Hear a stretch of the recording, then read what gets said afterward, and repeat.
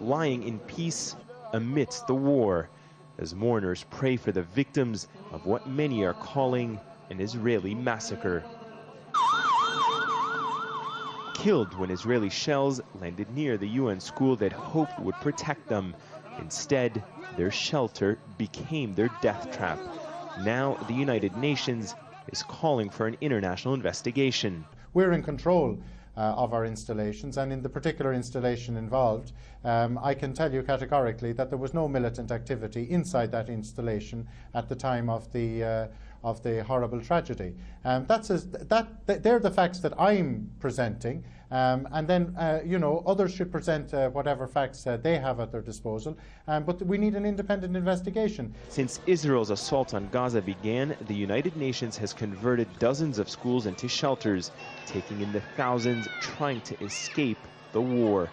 But even these schools have not been spared Israel's war machine.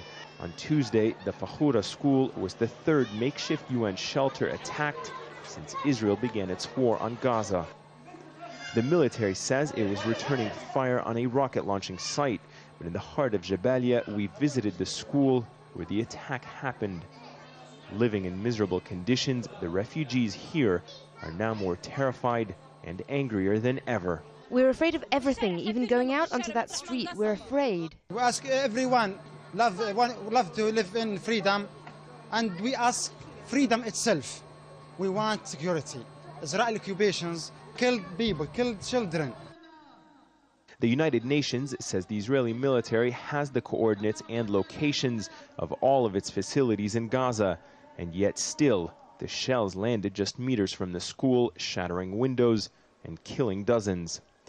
The UN, like other international organizations in Gaza, has been paralyzed by Israel's non-stop bombardment and is struggling to get much-needed goods to the people. Well, you can see the excitement on the faces of the children. For the first time, the United Nations is able to deliver mattresses to this refugee shelter, and the people here where the shelling is taking place all around them for the first time won't be sleeping on the hard, cold floors of this school. And while some goods are making their way to the people, for days the Red Cross has been unable to reach injured victims trapped along the front lines of the war. But during a 3-hour halt in attacks, they and other Palestinian paramedics made the treacherous journey, recovering bodies and treating the wounded, many of them suffering severe infections. We've been stranded. They just got to us today. We didn't know what was happening. They saved us today during the calm.